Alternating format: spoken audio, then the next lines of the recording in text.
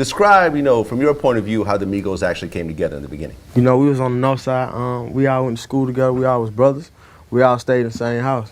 So we always always been together as one. We was rapping in the basement, in mama's basement, with like a like you know how you be in the gym, they got the little mats you flip on. We had one of them nailed onto the wall because there wasn't no closet on the door. On the closet though, we had the mic in the closet and everything. We started. First, they started off as Polo Club. A lot of people don't know when it was the Polo Club. I wasn't rapping during the time. It was somebody else that was on the north side that I wasn't rapping during the time. Then when we got about to like 9th grade, high school, that's when we started taking it serious. And then outside of town was rocking with it. Wasn't nobody else really rocking with it, but the folks we went to school with. Okay. So before they were called the Migos, they were called the Polo Club. Yeah. That's when all the polo was out. Everybody was wearing the polo in Atlanta. And all that was going on. That was like when we was like in 8th grade. Dope. Now, why the name Migos? Like, because that's obviously a Mexican name right there, or a Spanish name. But like, why'd you guys choose that? Migos was like a little neighborhood name. We stayed on the north side of Gwinnett where there was a lot of Mexicans and then we all were cool. It was more of a brother thing. We just came up with Migos. When I was younger, it was all about the Colombians. When you talk about the drug trade and everything else like that. But these days, it's all about El Chapo and the Mexicans. Do you think that whole drug influence thing kind of, made y'all name yourselves that? I can say that. Free El Chapo. Yeah, I can say that, though. What'd you think of El Chapo getting caught? I don't know. He was moving. I don't know. I don't know. Just free El Chapo. I don't want to talk about El Chapo. When I first interviewed the Migos, you were locked up. Now, what exactly were you locked up for at the time? Then I was locked up for it was a violation of probation. I was on probation in DeKalb County for a stolen car, but that had happened when I was out. The stolen car happened when I was probably like 18. So, but I had violated my probation, and I remember we had a show. We had a show at the same school where I just got the same area where I just got locked up at, and I got locked up that same day. Now that I think about it, I got locked up right before it took off. So I was in DeKalb County on the violation of probation. Well, how did it feel to be locked up and suddenly Versace just blows the fuck up, Drake jumps on it, and you locked up and you missing that whole first part? Well, it was hard. It was a little hard. I ain't believe it at first though, but then I knew it was real when they used to do the little count. When I was in DeKalb, they used to be singing Versace while they doing count, but they not knowing who I am. They just counting me as another body in there, but they singing the song while they walking past. That's when I knew it was real. Then I talked to Quavo and Takeoff on the phone, and they told me Drake got on it, and I was like, let me hear it. And then they played it, and I was like, yeah, it's over with. Then after that, I started seeing them on TV. I'm just in jail, like going through it though. But at the time the Versace remix first hit, like how many more months did you have left on your sentence? it's like 5 months. That must have been rough as fuck, man. Yeah, but I was still straight though, cause they were saving me some paper up, so we ain't never had no real money before during that time, so I was straight. I was just chilling. I knew I was a blessing to come home to something. You feel me?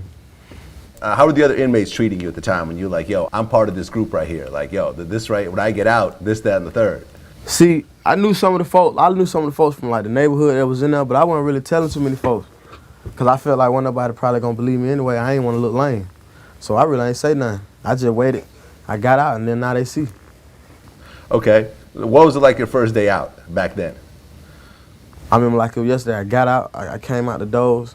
Quavo and Takeoff pulled up in the Escalade truck, picked me up, and it was the greatest feeling ever. They gave me a I had a Rolex already waiting on me. Put that on. I put that on. I felt like Superman.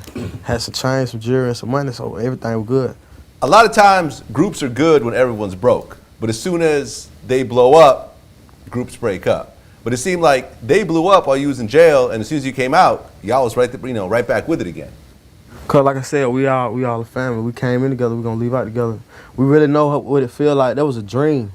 So when a dream comes true, you got to go with the dream. And this what we wanted.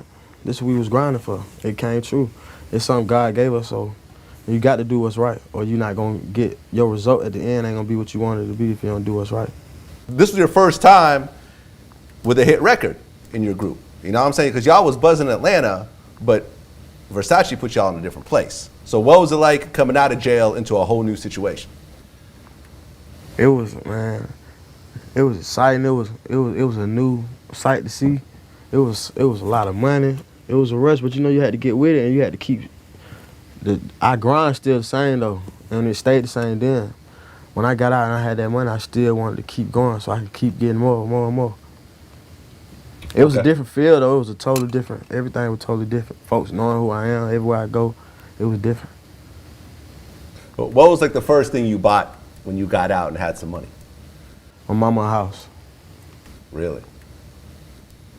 You bought your mama a house? Yeah. That's what's up, man. Where was your mom living before you actually bought her the house? It was a house though, but she was staying on the north side and everybody knew where I stayed at, so she had to get up out of there. Okay. So you got her a much nicer house. Yeah, bigger and better things, you know, we moving on. Dope. What was your mom's reaction when you first told her that? She was excited, she was ready to do it. She couldn't believe it. She was proud of me, you know. All the trouble, when I get from getting out of trouble to coming to another situation, she was proud and she was just thanking God that I was able to come home to a situation because I still could have came home the same way and it had never been what it is now. Oh, that's what's up. So you come out and you guys start recording music. And then, you know, now we're hearing a lot more Offset in the music. Like, Fight Night, you're on the hook, right? Nah, that's Takeoff. Takeoff, okay. Well, but what songs are you on the hook of? Like, give me an example of some of the songs, some of the bigger songs you were on the hook. I really ain't known the bigger songs on the hook, like Fight Night, One Time. I really ain't on the hook. Okay. So what's the process that you guys really work on with music? Because I remember I interviewed, you know, the other two members of Migos. They said Fight Night came together in like 10 minutes. How long did it take y'all to make Fight Night? Took it like 10, 20, like 30 minutes. 30 minutes. That's 30 minutes. Come up with the chorus about 10, 15. 30 minutes gonna be that because all three of us on the song, we all in the same building, but it take us like 15 minutes.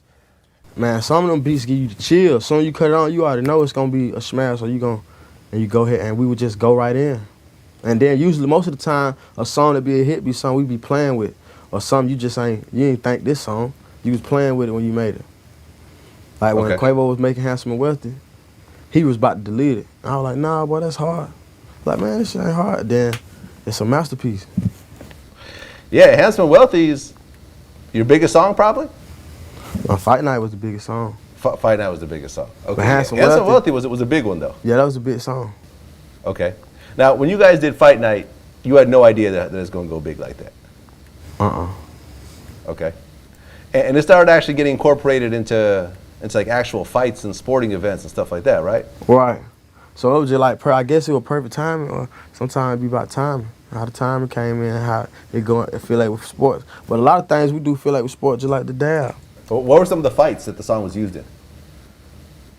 I can't really say. They played at basketball games, or they played it at Floyd Mayweather fight. They had to.